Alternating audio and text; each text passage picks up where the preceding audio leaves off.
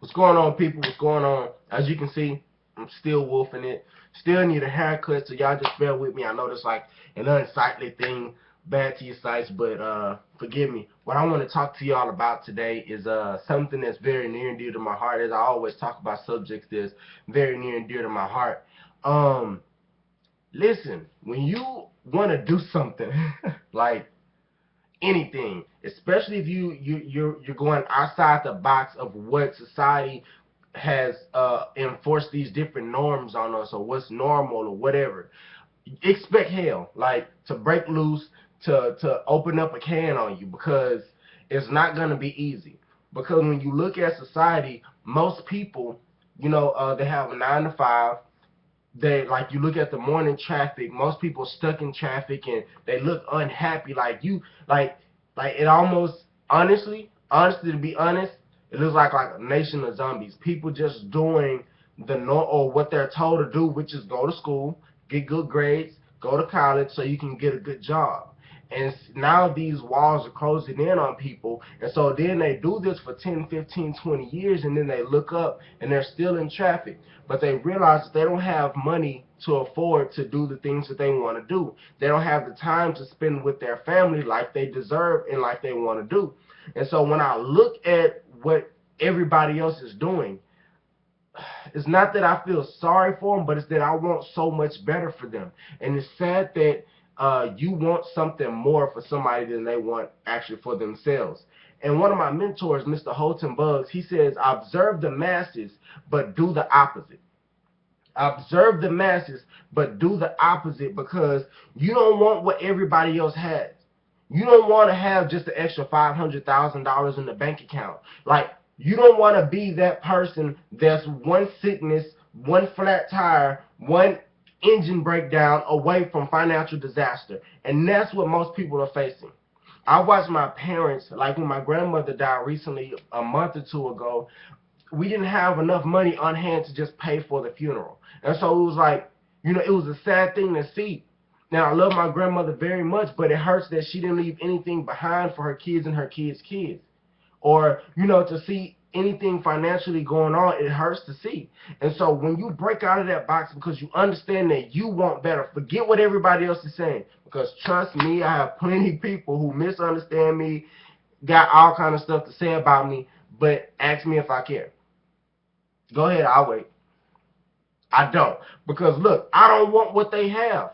And if this person is not in a financial situation to where I would want to switch lives with them, your thoughts and your opinions literally don't count. And that's what most people are doing wrong, because they're trying to get financial advice, business advice, motivational advice, whatever it may be, from people that haven't even achieved those things themselves. Matter of fact, they're asking people that have no desire of doing so. And so, like I say, expect hell. Like, oh my gosh, I've seen when I make a decision, it's like the world literally turns and looks at me. Okay, you sure you want this? I'm coming after you.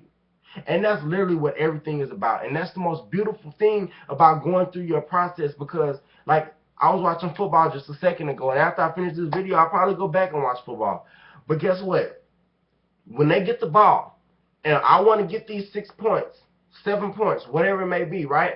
The defense is standing right there. It would not be a game if there were just guys, okay, I want to get 6 points, and they just walk across the goal line. There's no fun in that. Like, is it still considered a touchdown if I gave you the ball and you went to the nearest football field and you just walk across the goal line? You just walked across the goal line with a ball in your hand. No, it's not considered a touchdown until you have the 250-pounder standing right there, staring you in your face, saying, bro, this is how we eat. And we can look at the literal translation and the physical translation of it, but mentally and spiritually, when we go through things in life, we kind of, we let it subdue us.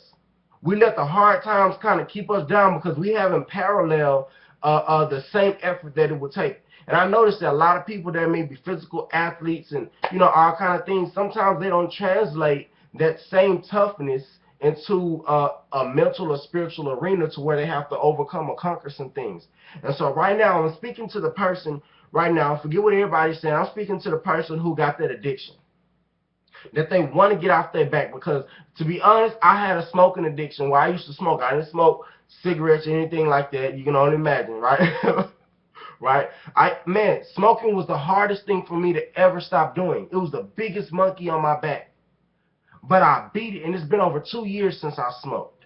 And it's a wonderful thing to be able to conquer that, so that person with that addiction that feels like, dude, I want to stop. Because most smokers that I run into, 99% of smokers that I run into want to stop. Because every time they break open the box, they're looking at cancer staring them in the face. Every time they go buy a pack, there's more money that they don't have that's out of their pocket. And now it's not them that's driving them to go spend this money. It's the actual addiction that's controlling them, and they don't like not being in control. Like I felt like, look, I don't like not being in control. That person with that addiction, that person who says, look, I want to work out my marriage. I want to work out my relationship. I want to do X, Y, Z. I want to write this book, and I want to go fulfill my dreams past what anybody else may think. When you decide, number one, nothing happens until you speak it, until you announce it to the world. And when you announce it, expect it all to turn and face you. Because now the champion in you is forced to come out.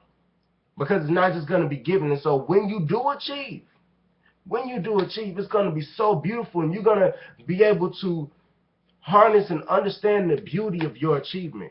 Because if it was just given to you, there would be no respect for it. Kind of like a person that just wins the lottery. The money isn't made for them, and so in a few years they lose it.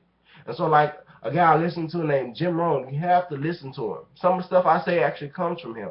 And he says, listen, if you happen to win $1 million, it's best that you hurry up and become a millionaire so you can keep the money. And that was so dope, because you have to understand that it's not the money that makes you a millionaire, but it's who you become in the process of achieving that makes you that millionaire. So when you look at all these athletes and stars, they blow their money, they throw their money away. Honestly, these people aren't made for the money. But what they've done is they've developed their talent and everything like that to be able to pay them out large amounts. But when you see if this person gets fired or cut from the team, or when you see them lose their record contract, they go straight down. So they're glamorized at first, but then... So I want you guys to be made for the money, so that when you get the money, you can keep it. And ladies and gentlemen, I highly encourage you to go ahead and face your giants. Be the David that's facing Goliath, right? Be like you step on ants. If you step on an anthill, oh, you about to get bit, and they're gonna go back and rebuild. So you may have been stepped on, or like you may have been hurt, and right now you may be facing your giants. And I want to encourage you through this whole process, and I believe in you if nobody else does. Once again, I don't want this video to be that long, but I'm speaking from the heart, so I kind of start rambling. Once again, you know, feel free to comment. If you have any comments on how I can better myself or how you like what you heard, feel free to share and subscribe. Thank you.